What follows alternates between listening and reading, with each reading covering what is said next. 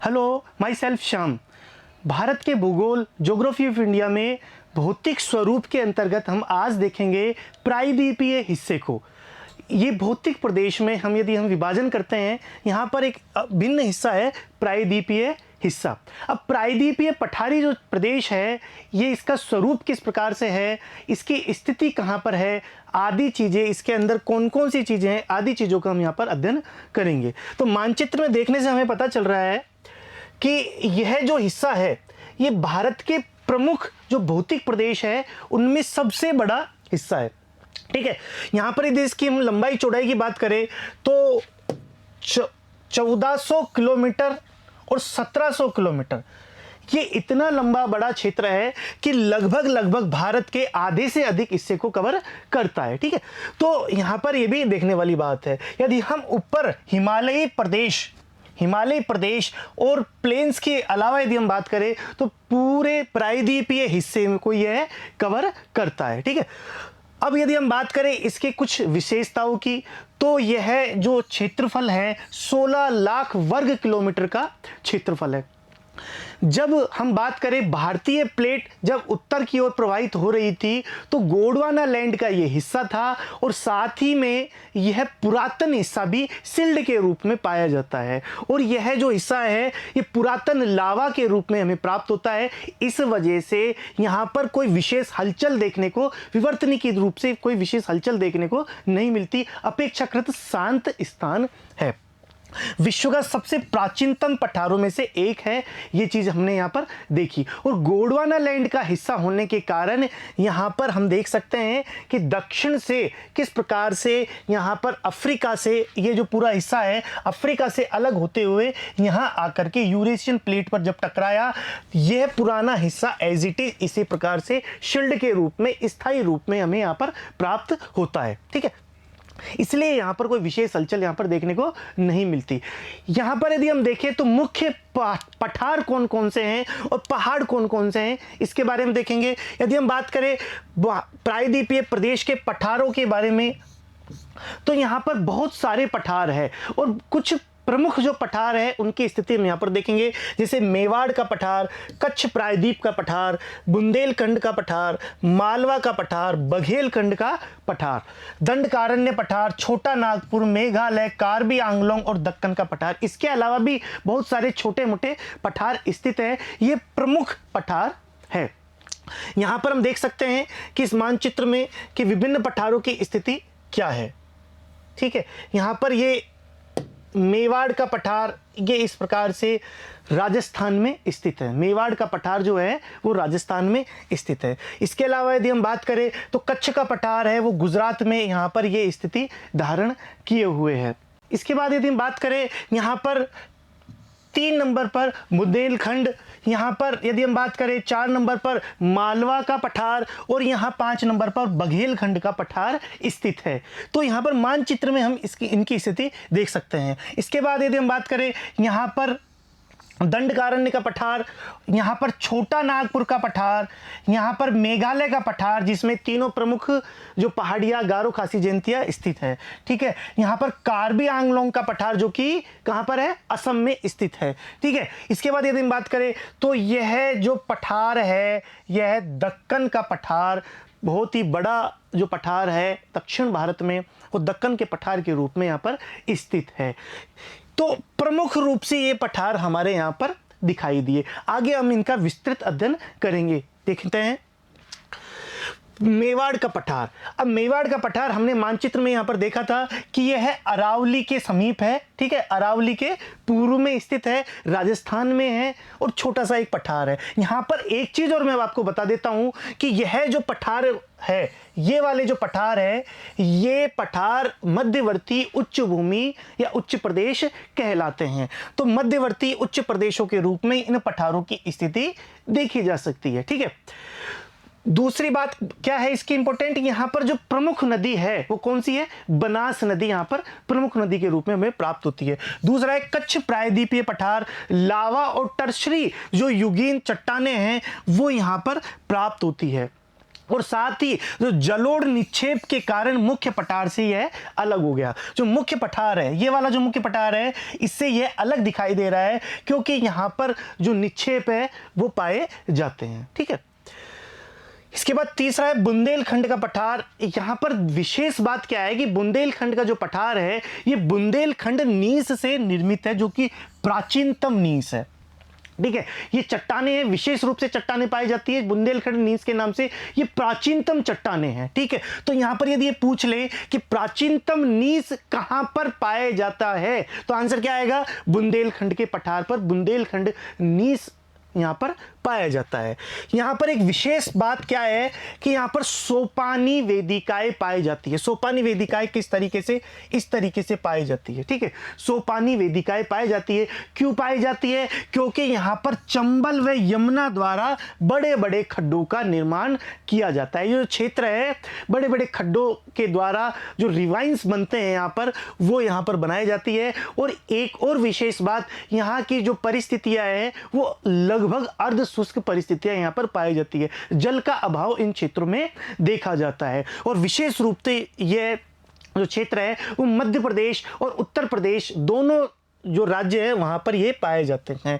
और विशेष रूप से क्या बात इसमें इंपॉर्टेंट है, एक तो यहां पर बुंदेलखंड नीस पाया जाता है और सोपानी वेदिकाएं यहां पर मिलती है। ठीक है, ये हमें याद रहेगा। इसके बाद चौथा है मालवा का पठार। त्रिभुजाकार पठार है। पहली बात, कहां पर स्थित है, मध्य प्रदेश में स्थित है। लावा निर्मित होने के कारण ये काली मिट्टी का क्षेत्र है। सबसे ज्यादा इंपॉर्टेंट बात इसके यही है और सबसे ज्यादा पूछने वाले प्रश्न भी यहीं से आते हैं कि यह जो मालवा का जो पठार है वो लावा निर्मित है। ठीक है, जो लावा निर्मित होने के कारण यहां पर काली मिट्टी पाई जाती है।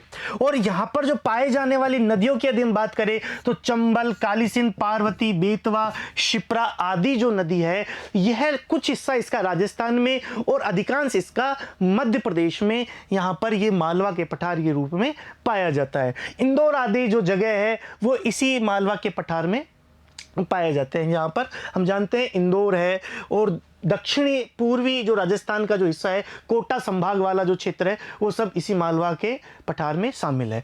आगे हम बात करते हैं बघेलखंड का पठार। अब जो बघेलखंड का जो पठार है वो कैमूर की पहाड़ियों के पूर्व में स्थित है। ये हमने मानचित्र में भी देखा था। और इसमें प्रमुख रूप से सोन व महानदी को यह पठार अलग करता है। ये इंपॉर्टेंट बात है इसकी कि ऐसा कौन सा पठार है जो सोन व महानदी को अलग करता है। अलग अलग दिशा में ये सोन व महानदी डायरेक्शन होती है और इनको अलग करने वाला जो पठार है वो बघेलखंड का पठार होता है। तो ये प्रश्न सीधे तौर पर पूछे जाते हैं, हमें सीधे तौर पर ये याद रखने चाहिए। ठीक है, जहां सोन नदी गंगा नदी में मिली जाती है, वहीं महानदी यहां पश्चिम से पूर्व की ओर बहती हुई बंगाल की खाड़ी में चली जाती है। और ये वाला जो क्षेत्र है ये बघेलखंड का पठार कहलाता है। सीधी सी बात है। ठीक है, अब अगला है दंडकारण्य का पठार। ये बहुत फेमस नाम है, आपने इसको पत्र पत्रिकाओं में भी पढ़ा होगा। ठीक है, अब इसमें क्या है कि ये दो राज्यों में इसका विस्तार है। एक तो छत्तीसगढ़ में है और एक उड़ीसा में। दोनों राज्यों में यह दंडकारण्य का पठार पाया जाता है। यहाँ की विशेष बातें हैं कि छत्तीसगढ़ में इसे बस्तर का पठार कहते हैं और उड़ीसा में इसे काला हांडी का पठार कहते हैं। और ये जो पूरा क्षेत्र है, दंडकारण्य का जो क्षेत्र है, यहाँ पर आदिवासी लोग अधिकांश मात्रा में मिलते हैं और यहीं पर ही आर्थिक रूप से खनिज पदार्थों की भी उपस्थिति ज्यादा है। इस वजह से यहां पर कुछ माओवादी घटना आदि जो समस्याएं है वो इस क्षेत्र में रहे। क्यों है, क्योंकि सर्वाधिक मात्रा में यहां पर आर्थिक संसाधन जो कि रिसोर्सेज है, विभिन्न प्रकार के जो रिसोर्सेज है, खनिज पदार्थ है, वो यहाँ से निकलता है। और इन्हीं क्षेत्रों में आदिवासी जनजाति जो क्षेत्र है वो भी इन्हीं क्षेत्रों में विकास का इतना पैमाना यहाँ पर जो होना चाहिए वो नहीं हो पाया है। इसीलिए यहाँ के जो स्थानीय व्यक्ति है वो कुछ भटकाव की स्थिति में पाए जाते हैं। यह इंपॉर्टेंट है। ठीक है, अब यहाँ पर देखो भारी मात्रा में लोह अयस्क बॉक्साइट के भंडार यहाँ इन क्षेत्रों में पाए जाते हैं। बाहर की आकर के कंपनियां यहाँ पर कार्य करती है, उन्हें कुछ समस्याओं का सामना भी करना पड़ता है। ठीक है, इसके बाद हम देखते हैं कि छोटा नागपुर का पठार। यहाँ पर भी इस क्षेत्र में भी भारी मात्रा में जो खनिज पदार्थ है वो यहाँ पर मिलते हैं, छोटा नागपुर में और दंडकारण्य के पठार में, दोनों हिस्सों में बहुत भारी मात्रा में खनिज पदार्थ मिलते हैं। और ये जो छोटा नागपुर का पठार है ये बिहार झारखंड वाले हिस्से में पाए जाते हैं, गया है, ठीक है, हजारीबाग है, उन जिलों में वहां पर इसकी स्थिति पाई जाती है। ऊंचाई लगभग 700 मीटर और सबसे ऊंची चोटी है वो पारसनाथ है। जो पारसनाथ जो चोटी है वो छोटा नागपुर की सबसे ऊंची चोटी पाई जाती है। अब छोटा नागपुर की स्थिति हम देख सकते हैं, ये प्रश्न भी पूछा जा सकता है कि छोटा नागपुर की स्थिति क्या है, ठीक है। तो यहाँ पर हम देख सकते हैं कि छोटा नागपुर में विभिन्न जो नदियाँ हैं वो यहाँ पर बहती है छोटा नागपुर में, जैसे कि बराकर है, दामोदर है, स्वर्णरेखा, वैतरणी, कोयल, ठीक है, ये उत्तरी कोयल, शंख, ये प्रमुख नदियाँ इस क्षेत्र में बहती है। लेकिन एक विशेष रूप से बात यदि हम बात करें तो जो दामोदर नदी है, ठीक है, ये जो दामोदर नदी है यह इस पठार को लगभग बीच में से बांटती है, मध्य में से निकलती है, और उत्तरी हिस्सा है वो हजारीबाग तथा कोडरमा के पठार के नाम से जाना जाता है, और दक्षिणी हिस्सा है वो रांची के पठार के नाम से जाना जाता है। ये हमें याद रहना चाहिए, ठीक है। ये प्रश्न इंपॉर्टेंट है कि कौन सी नदी यहां पर बिल्कुल मध्य में से छोटा नागपुर पठार में से निकलती है, कौन सी नदी है? तो बिल्कुल सही दामोदर नदी है, वो इसके बिल्कुल मध्य में से निकलती है। उत्तरी हिस्सा हजारीबाग और कोडरमा के पठार के नाम से, और दक्षिणी हिस्सा रांची के पठार के नाम से, और यहीं पर ही रांची जो शहर है वो बसा हुआ है, और रांची से ही विभिन्न दिशाओं में अलग अलग दिशाओं में नदियां प्रवाहित होती है। अरीय प्रवाह, अरीय अपवाह का यहाँ पर अच्छा उदाहरण यहाँ पर देखने को मिलता है। प्रवाह में हम आगे देखेंगे। इसके उत्तर में राजमहल की पहाड़ियाँ और यहाँ पर गडजात की पहाड़ियाँ इस छोटा नागपुर पठार के समीप पाई जाती है, यह भी हमें याद कर लेना है, ठीक है। इसके अलावा यदि हम बात करें इसके क्षेत्रों में तो हम यहाँ पर देख सकते हैं कि यहाँ पर पारसनाथ की पहाड़ियाँ हमें दिखाई दे रही है, मेकाल रेंज यहाँ पर दिखाई दे रहा है, कैमूर रेंज यहाँ पर दिखाई दे रहा है, ठीक है। तो इसके सराउंडिंग जो क्षेत्र है वो कौन कौन से हैं? यहाँ पर सोन नदी किस तरीके से बहती हुई गंगा नदी में मिल जाती है, ठीक है, ये भी चीज़ हमने यहाँ पर देखा। सोन नदी यहाँ पर इस तरीके से बहती हुई निकल रही है।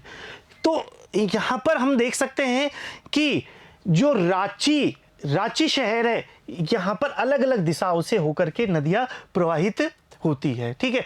लगभग मध्य में से यहाँ पर दामोदर नदी निकल रही है। यह सब मानचित्र में देखने से हमें याद होगा। अगला है हमारा मेघालय का पठार। अब मेघालय का जो पठार है हमने मानचित्र में देखा था, इसके मध्य में जो गंगा और ब्रह्मपुत्र नदियां भारी मात्रा में अपना गाद जमा करके या फिर वहां से तलछट जमा करके निकलने के कारण यहां पर बीच में गैप बन गया है। राजमहल की पहाड़ियां और उधर मेघालय का पठार, इन दोनों के मध्य में क्या है, गैप बन गया है। तो इसे क्या कहा, मालदा भ्रंश, अथवा इसका दूसरा नाम है राजमहल गारो गैप, ठीक है, ये नाम याद रहेगा। मालदा भ्रंश इसका जो बीच में स्थान है, खाली स्थान है, वो बांग्लादेश वाला जो क्षेत्र है वो रहेगा। और दूसरा जो नाम है इसका राजमहल, क्योंकि एक साइड इसकी राजमहल की पहाड़ियां है और दूसरी साइड इसके गारो खासी जयंतिया वाली गारो पहाड़ी है। इस वजह से इस बीच वाले जो भ्रंश वाला जो हिस्सा है इसको हमने मालदा भ्रंश या राजमहल गारो भ्रंश के नाम से जाना जाता है। और इनको यह छोटा नागपुर पठार से ये मेघालय का पठार अलग करता है, ठीक है, ये हमें याद रहेगा। और इसकी जो मुख्य पहाड़ियां है गारो खासी जयंतिया, इसकी प्रमुख पहाड़ियां है, और इसकी सबसे ऊंची जो चोटी है वो शिलोंग है, और जो कि कहां पर है, खासी में है। कहां पर है, खासी में। और यहीं पर ही मोसिनराम नाम का स्थान है जो कि विश्व में सर्वाधिक वर्षा वाला क्षेत्र माना जाता है, ठीक है। तो यह जो क्षेत्र है काफी कटाफटा कह सकते हैं, क्योंकि भारी मात्रा में यहाँ पर वर्षा पाई जाती है, और कीपाकार पहाड़ी होने के कारण यहाँ पर भारी मात्रा में जो वर्षा है वो होती है। अगला लास्ट है जो कि असम में स्थित है, कार्बी आंगलोंग का पठार। यहां पर यह हिस्सा भी आपको जानकर के ताज्जुब होगा कि ये कार्बी आंगलोंग का पठार और मेघालय का जो पठार है यह भी प्रायद्वीपीय हिस्से में। देखने से ये हिमालय का हिस्सा जरूर लग सकता है, लेकिन हमें ये चीज का ध्यान करना है कि ये दोनों पठार कौन कौन से, मेघालय का पठार और कार्बी आंगलोंग का पठार, ये दोनों हिमालय का हिस्सा ना होकर के प्रायद्वीपीय हिस्सा है, प्रायद्वीपीय पठारी प्रदेश का हिस्सा है। बिल्कुल कंफ्यूज नहीं होना है। ज्यादातर बच्चे जो इसमें कंफ्यूज हो जाते हैं, मैप में देखने से ऐसा प्रतीत होता है, ऐसा लगता है कि ये दोनों हिस्से कहाँ के, हिमालय वाली संरचना के, लेकिन ऐसा वास्तविकता में नहीं है। असम में स्थित है और इस पठार पर मिकिर रेगमा पहाड़ियां स्थित है। तो ये भी पूछ सकता है कि मिकिर और रेगमा पहाड़ी कहां पर है। यहां पर कार्बी आंगलोंग पठार जो कि कहां पर है, असम में स्थित है। अब हमारा जो लास्ट है दक्कन का पठार, ये सबसे इंपॉर्टेंट है और सबसे बड़ा भी है। 5 लाख वर्ग किलोमीटर का ये हिस्सा है और 3 प्रमुख इसके विभाजन होते हैं। ठीक है, इसका जो निर्माण है क्रिस्टेसस से इयोसीन तक ज्वालामुखी क्रिया के कारण इसका निर्माण हुआ। और ज्वालामुखी क्रिया होगी तो लावा होगा, और लावा होगा तो वहां पर मृदा किस प्रकार की होगी, काली मिट्टी होगी। ठीक है, ज्वालामुखी क्रिया हुई, अत्यधिक मात्रा में ज्वालामुखी क्रिया हुई, इस वजह से उस स्थान पर लावा होगा, और लावा होगा इस वजह से वहां पर काली मिट्टी होगी। और चूंकि वहां पर काली मिट्टी पाई जाती है, इस वजह से वहां पर अच्छी मात्रा में कपास की कृषि भी की जाती है। सबसे ज्यादा कपास का उत्पादक जो क्षेत्र है वो यही दक्कन का पठार है। पूछा जा सकता है सीधे तौर पर। इसको 3 हिस्सों में बांट सकते हैं हम, महाराष्ट्र का पठार, तेलंगाना का पठार और कर्नाटक का पठार। तो यहां पर दक्कन के पठार के 3 हिस्से हुए, ये हम देख सकते हैं। इसके बाद हम बात करें तो महाराष्ट्र का पठार, गोदावरी व कृष्णा नदी यहां मुख्य रूप से प्रवाहित होती है। तेलंगाना का पठार, पेनोरू व कृष्णा नदी यहां से प्रवाहित होती है। और कर्नाटक का पठार, इसका भी विभाजन हम कर सकते हैं, उत्तर में बेंगलुरु का पठार और दक्षिण में मैसूर का पठार, इसका विभाजन हम आसानी से कर सकते हैं।